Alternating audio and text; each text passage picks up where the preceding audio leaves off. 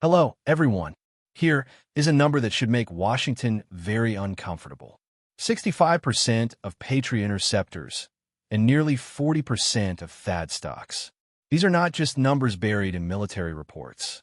They represent something much more important: the price the United States may already be paying for the war with Iran. While the international media focuses on Donald Trump's talk of diplomacy, negotiations, and possible peace, military planners in Washington are looking at something very different. They are looking at missile inventories. They are looking at production lines. And they are looking at the calendar. Because the United States may have found itself in a very uncomfortable strategic trap. Iran has forced America to use weapons that were not primarily designed for a war with Iran. They were accumulated over decades to deter, and if necessary, fight much more powerful adversaries such as China and Russia. So the question is simple. Has Iran forced the United States into a strategic zugzwang? And is the pause in the fighting really about diplomacy? Or is Washington desperately buying time for the American defense industry to rebuild its stockpiles? Let's take a closer look. The first thing we need to understand is the nature of this conflict. This is in many ways a classic war of attrition. Iran is obviously not comparable to the United States in terms of overall military power. America has vastly superior air power, naval power, intelligence capabilities, and technological resources. But Iran does not have to match America's system for system. It only has to make American defense expensive. And that is exactly what makes this strategy so dangerous. Iran and its allies can use relatively inexpensive drones and mass-produced ballistic missiles. The United States responds with some of the most sophisticated and expensive interceptors in the world. That creates a fundamental economic problem. One side can launch a relatively cheap weapon. The other side may have to spend hundreds of thousands or even millions of dollars to stop it. And that is why I believe we should pay less attention to political speeches and more attention to what the Pentagon is actually doing. President Trump can say that American arsenals remain strong. And he may be absolutely right in the broad sense. The United States still possesses an enormous military arsenal. But there is a difference between having a huge arsenal and having enough of the right weapons in the right place at the right time. And the Pentagon's behavior is revealing. Washington has been putting billions of dollars into expanding production of Patriot components and other critical missile defense systems. For the PAC-3 interceptor, additional sources of rocket motors are being developed because the existing industrial base cannot simply produce unlimited quantities overnight. Think about that for a moment.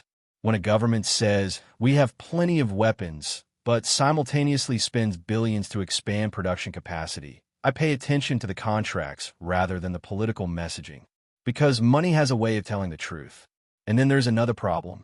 According to reporting from Reuters, the United States has been rapidly consuming stocks of some of its long-range precision weapons, including Army tactical missile systems, ATACMS, and the newer Precision Strike Missile, or PRSM. And this matters because not all American weapons are interchangeable. The weapons being used in the Middle East are connected to America's broader global military strategy. Patriot and ATACMS are extremely important for U.S. forces and American allies in Europe and the Middle East. But imagine a completely different crisis. Taiwan. A confrontation with China in the Western Pacific would be a fundamentally different war. The U.S. Navy would play a central role, and American warships would need enormous quantities of missiles to defend carrier strike groups, protect bases, intercept incoming threats, and penetrate China's increasingly sophisticated anti-access and area denial systems. This is where the problem becomes much bigger than Iran. American destroyers and cruisers operating in the Red Sea and the Persian Gulf have been using weapons such as SM-2, SM-6, and Tomahawk missiles to defend themselves and their allies. And these are not irrelevant weapons. These are precisely the kinds of capabilities the United States would need in a major conflict in the Indo-Pacific. So Iran is not simply forcing America to spend ammunition. It may be consuming part of the inventory that Washington would want available for a much larger strategic confrontation. Now, let's make one important clarification. This does not mean that the United States is about to run out of missiles. America is not going to wake up tomorrow with empty warehouses. The United States still has enormous military resources. The real problem is more subtle. It is the speed at which those weapons can be replaced. Modern precision-guided missiles are not bullets. You cannot simply order another million of them and expect them to appear next month. They require sophisticated electronics, guidance systems, propulsion technology, specialized materials, and highly controlled manufacturing processes. And the industrial base behind them is limited. This is where the concept of first-wave surge capacity becomes extremely important.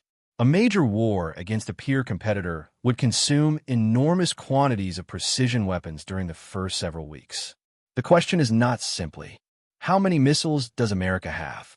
The more important question is, how many missiles can America fire before the industrial base catches up? That distinction could determine the outcome of a future war. Imagine the map inside the White House. Iran, Russia, Europe, China, Taiwan, the Middle East, the Pacific. All of these theaters require the same basic resource: American industrial capacity. And there is this strategic problem. Washington cannot simply manufacture advanced missiles at the speed at which they can be consumed in a high-intensity conflict. Some production lines take years to expand. Some components have only a handful of qualified suppliers. Some technologies depend on highly specialized manufacturing capabilities. And America's potential adversaries understand this. China certainly does. Russia certainly does. They're watching not only American aircraft carriers and fighter jets. They are watching the consumption rate of American precision weapons. They are watching how quickly Washington replaces them. And they understand something very important. A sophisticated missile cannot be produced like a consumer product. This brings us to China. Beijing has an enormous strategic advantage in one very specific sense. China is not spending its own missile inventory in this conflict. Its factories are not being forced to replace thousands of American interceptors or precision weapons every month. Instead, China can watch, observe, analyze, and continue building its own military capacity. From Beijing's perspective, a conflict that forces the United States to burn through expensive precision weapons can become a form of proxy attrition. America is spending resources. America is testing its systems. America is consuming weapons that were accumulated partly for a future great power conflict. And China is watching the entire process without firing a single missile. That does not mean China controls the war. It does mean that Beijing has an opportunity to learn something extremely valuable about American military capacity. And this brings us back to Donald Trump. Why would Washington slow down a major new offensive against Iran? The White House can explain the pause through diplomacy, through negotiations, through oil prices, through regional stability. And perhaps all of these factors really are important. But there is another possibility. The United States may simply need time. Time to replenish stocks, time to repair equipment, time to expand production, time for the defense industry to catch up with the rate of consumption. That is a completely different explanation from "we want peace." It does not necessarily mean that Washington is losing the war. It means that the economics and logistics of modern warfare are imposing limits on American strategy. And this problem does not stop in the Middle East. It reaches Europe. It reaches Ukraine. It reaches NATO. Every interceptor fired in the Middle East is an interceptor that cannot simultaneously be available for another contingency. Every long-range missile consumed today is one fewer weapon available for a future crisis. This creates a strategic allocation problem. Washington has to decide where its limited high-end weapons should go. The Middle East? Ukraine? Europe? The Pacific? Taiwan? And that is exactly the kind of dilemma that America's rivals want to see. Of course, the United States still possesses one enormous advantage. Its economy is massive. Its defense budget is enormous. Its technological base remains unmatched in many critical areas. And the American defense industry is capable of expanding production. But expansion takes time. And that is the one resource that may be becoming increasingly valuable.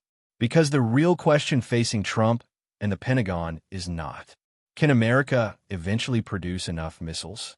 Of course it can. The real question is, can America produce them fast enough? Can Washington rebuild its inventories before the next major crisis? Can the United States simultaneously support Europe, maintain deterrence against Russia, defend its interests in the Middle East, and prepare for a potential conflict with China? And what happens if two of these crises occur at the same time? That is the nightmare scenario. Because modern military power is not measured only by how many weapons you can build. It is measured by how many you have available when the war begins. Iran may have demonstrated something that Washington would rather not discuss publicly. America can possess the world's most powerful military and still face a dangerous logistical problem when a much weaker opponent forces it to spend expensive weapons at an unexpectedly high rate. And China is watching. Russia is watching. The Pentagon is watching. The defense industry is watching. The question now is whether America's industrial base can rebuild the stockpiles fast enough. Because in a high-intensity war, money alone does not win. Technology alone does not win. Even military superiority does not automatically win. Production capacity matters. The side that can replace its missiles, interceptors, drones, and other critical weapons faster may ultimately have the advantage. And that may be the most important lesson coming out of the war with Iran. So what do you think? Can the United States rebuild its missile stockpiles before the next major crisis, especially a potential confrontation over Taiwan? Or has Beijing been handed a strategic window of opportunity? Let me know what you think in the comments. And if you want more analysis of the military and geopolitical calculations behind Washington's decisions, subscribe to the channel. I'll see you in the next video.